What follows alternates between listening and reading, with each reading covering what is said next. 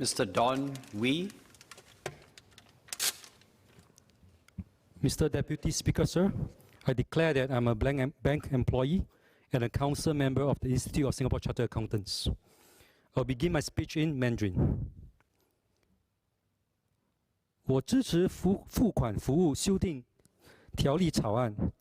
该法案为加密货币业务提供了明确的合规要求，将使我们的立法与国际金融行动特别工作组所通过的增强标准保持一致。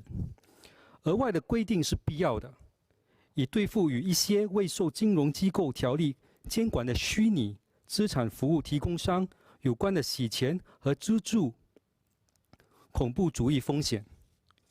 数码支付代币服务和跨境汇款服务的扩展定义，也将让金融管理局更能全面的监督。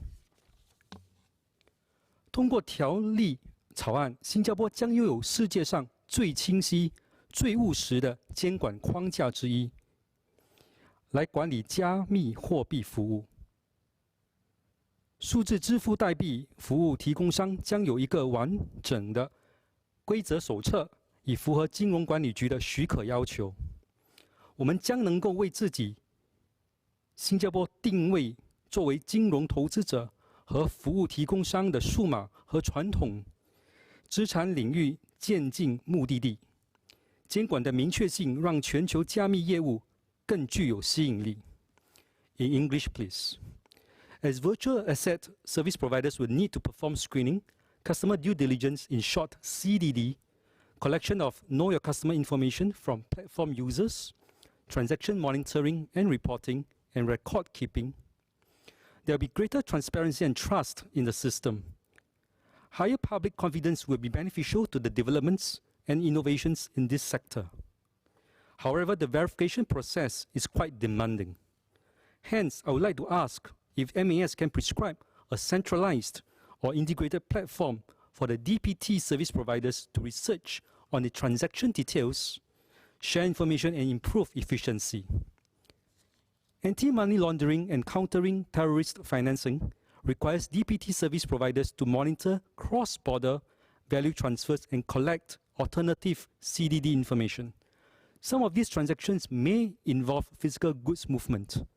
Collection of transaction information is not that difficult, especially when the criminals have the intention to launder money.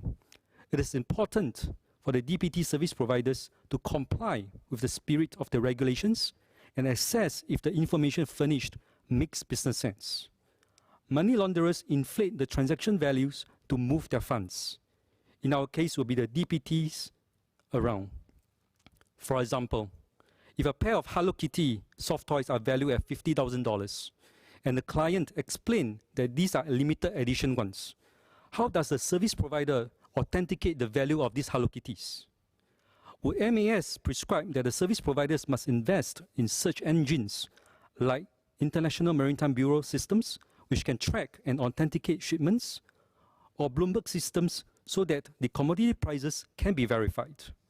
We must not allow the collation of customer due diligence process to become a box-ticking exercise. Next, I would like to voice my support for the new user protection measures. It is important to protect individual investors and consumers who may be encouraged to invest in digital tokens. The recent gravity-defying rally of Bitcoin shows that it and other cryptocurrencies are getting more widely accepted as an asset class. At the same time, the crash of XRP is a reminder that all over the world, governments are trying to figure out how to regulate this sector. Heavy-handed regulation may stifle innovation. MAS's risk-based supervisory approach provides greater user assurance and regulatory safeguards for areas with high risk and unregulated spaces to allow exploration of improvements and more efficient approaches. I would like to ask the Minister if the current regulatory framework is sufficient to deal with the emergence of new payment instructions that straddle between e-money and DPTs, such as stablecoins. Stablecoins are a new class of cryptocurrencies. They can maintain a stable value relative to another asset or a basket of assets. They could potentially perform the functions of money and can be traded too. I seek MAS's assurance that DPTs will not be allowed to be used as collateral to grant working capital facility to the DPT holders, as this is one form of encashment. Would the ministry require capital adequacy ratios similar to those for banks for DPT service providers to protect the DPT depositors? This amendment bill is yet another milestone in Singapore's digital payments landscape in our journey to becoming a smart nation. Broader implications include investors' protection, consumer protection, data and privacy, systemic risk, monetary risk policy, and national security. A few jurisdictions have initiated regulatory reforms to address digital payment tokens as a means of payment. Whether Singapore will accept a token-based payment system on a wider scale remains to be seen. Nonetheless, I'm heartened by the government's support for innovation in this area. I'm confident that the bill will help strengthen industry-government partnerships and lead to new investments and businesses here in the years to come. Thank you.